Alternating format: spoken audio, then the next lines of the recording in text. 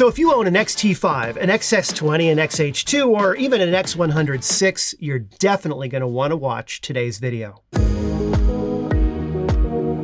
It's all about the gear! Hi everyone, welcome to Pal to Tech. Fujifilm has just announced firmware updates for the following cameras: the X-T5, the XH2, the XS20, and the X106. This is actually one of two planned firmware updates, with the second one to be released this summer. But for today's update, which you can get right now, let's go over all of the new features, the new improvements, the bug fixes, which I will divide into 8 categories. First up, for the X-T5, XH2, and the XS20 cameras, the app will now display additional hardware information, such as the number of lifetime shots taken by the camera, a shutter count for the mechanical shutter, the age of the battery, and the number of days that have passed since the last sensor cleaning. Now, by sensor cleaning, I mean when you've used that little feature in the camera, you see that right here? Not by cleaning the sensor like I showed you in one of my most recent videos. Next, you now have the additional option to update the firmware using both the app as well as an SD card. Basically, the app will then contact Fujifilm, get the firmware update, and store it on the SD card. It'll then prompt you right on the LCD screen on the back of the camera to start the update,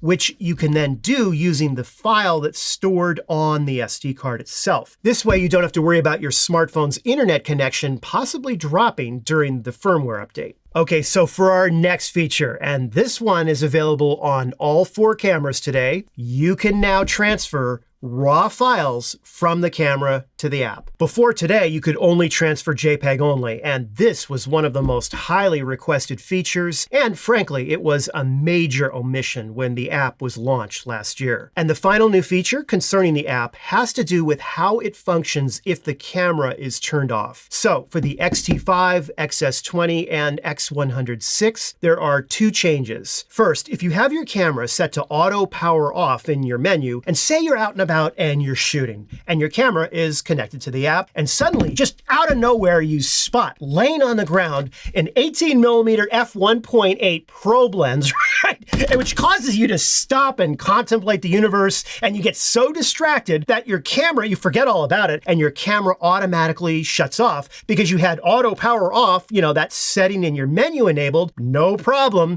because even if the camera shuts itself off, the app will still allow you to shoot and control it. And second, even if your camera is shut off completely, you can still use the app in all cases to browse and transfer images. Now, of course, I don't know how this setting is going to affect battery life. So if this does become a battery life problem for you, you can prevent it by going into the menu, into the connection setting area, into Bluetooth smartphone setting, and where it says connect while power off, turn that to off. The next category is autofocus, and for the X-T5, XH2, and XS20, if you put your autofocus mode into C for continuous focus, the overall autofocus tracking performance has been improved. How much has the autofocus been improved? Honestly, I don't know yet. I just found out this firmware update like everyone else just now, and so hopefully there will be a significant difference. The next autofocus feature is actually a bug fix, and it does affect the X-T5, XH2, XS20, and X106 cameras. If you go into the little wrench area of your menu, into Screen Setup, into DISP Custom Setting, and you enable AF Distance Indicator, you'll see an autofocus distance scale right at the bottom of the screen. Do you see that right here? And it will show you the correct distance your camera is autofocusing at. However, there had been an issue where the distance that was displayed right here, you know, on the autofocus scale, was not always the accurate number. Well, that's now been fixed. Next up on the list are improvements and changes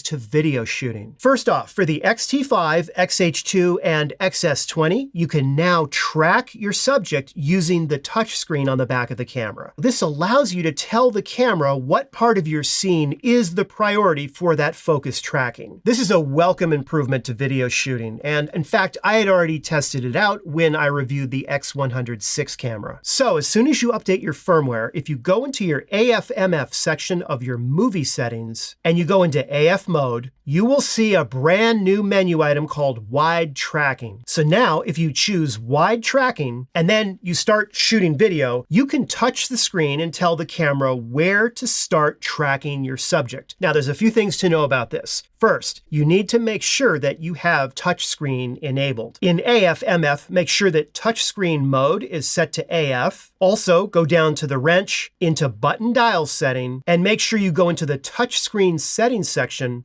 and you have touchscreen setting turned to on. The second thing you need to do is make sure that your focus mode is set to C for continuous. If you have it set to S for single shot, the camera will completely ignore the fact you're touching the screen and trying to tell it where the subject is, and it will then just automatically select a subject that it thinks is right to start focusing on. You don't want that problem, so make sure you put it in C for continuous. Now, while we're talking about video, there are 3 additional movie features that were added to the XH2. Now, these were already built into other cameras. First, XH2 owners now will get the red recording frame indicator option. This makes it much easier to see if you're actively recording. Second, the camera sound that you set right here can now be heard even during the movie recording. And third, there is a new self-timer feature located in the camera icon, which is now available. It gives you the option of either 3 seconds, 5 seconds, or 10 seconds. So the next item added is an additional way for your camera to start installing future firmware updates. For the X-T5, XH2, and XS20, if you go into the little wrench into user setting, you'll see a new choice called firmware update. It will start the exact same firmware update process as if you did the other technique, which is holding down the DISP back button and turning on the camera like we all did for, years and years, right? However, if you choose that menu option, you obviously need to make sure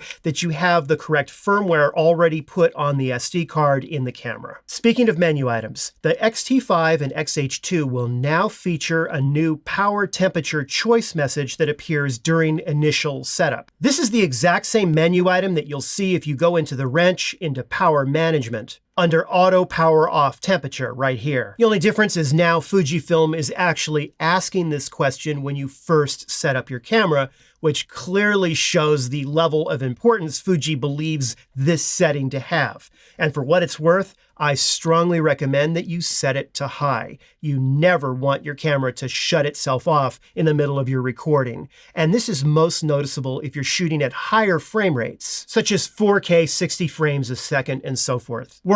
We're almost done, I promise. There's a lot of these today. So next on the list for the X-T5 and the XS20, they are both getting the Frame.io integration. And the XH2 is also getting an update for that as well. Frame.io allows you to wirelessly connect your camera to Wi-Fi, and then you can use your Frame.io account to wirelessly transfer photos and videos up in the cloud to that account as soon as you shoot them in real time. As of yet, I don't have a video whatsoever on how to use this. If that's something you would like, please let me know in the comments. And also related to this, with the XH2, you no longer need to use the additional FTXH file transmitter. Instead, you can do all of that transferring directly from the camera. You don't need that additional accessory. And finally, on all cameras that were updated today, the camera's Wi-Fi connection performance has been improved. I'm not sure what was improved or by how much, but apparently it has to do with running smoother integration with Frame.io. And since improvements to the camera's Wi-Fi feature will in theory affect all Wi-Fi connections to the camera, you should, in theory, see improvements with regard to the app's connection as well. And as with all firmware updates, today's update contained a number of bug fixes. For the X-T5, XH2, and XS20, there was a bug where your exposure would actually jump around if you were using interval timer shooting and you had your camera set to manual exposure mode. That has now been fixed. And on the XS20 and the XH2, if you were shooting in burst mode and you had a fixed aperture value and you were zooming in at the same time and standing on your head by the full moon on the 4th leap year, your aperture value would randomly jump around, right? Whatever that is, It's now been fixed. For video shooting on the X-T5 and the X-H2, there was a problem of too much noise reduction being applied, which can kind of make your video look a little muddy. That has now been fixed. This was a weird bug, and it only occurred if you were shooting in 4K, all manual settings, and you had dynamic range set between 200 and 400%. And finally, for all cameras included in today's firmware update, the issue of the Fujifilm app not always automatically updating the time on the camera, that's now been fixed. Now, as always, Fujifilm also mentions that other minor bugs are fixed. So what are those minor bugs? And what was fixed? The shadow knows. Needless to say, this firmware update that was just released is very exciting, and like you, I just found out about it. I haven't had much time to really test much of anything out. However, I really look forward to seeing how they did, in particular with regard to the autofocus changes. Lastly, let's now address the elephant in the room, and that would be the Reala Ace film simulation that was not included in today's updates. However, as I mentioned in the beginning of today's video, we can expect another firmware update to be coming out this summer, and most likely I do see Reala Ace being added to some of these cameras at least at that time. I did want to remind you to be sure to update the Fujifilm app, as you will need both the updated camera and the updated app with the latest updates to use, obviously, all of the new features. And because I get so many questions on this, I do want to say that if you haven't updated the firmware, say the last time you updated firmware was 3 years ago, right? And there's been a few firmware updates since then. Does that mean that you need to first go back and update those other firmware packets, or can you just perform today's update and be caught up with everything? The answer, of course, is you only need to download and install today's update, and that will catch you up on all of those other updates that you missed. So basically just a one-time update. Grab the most current one for today. Well, thank you so much for watching, and I really hope you found the video helpful, or I don't know, at least entertaining. And if you did, be sure to give it the like and subscribe. Hey, I did that.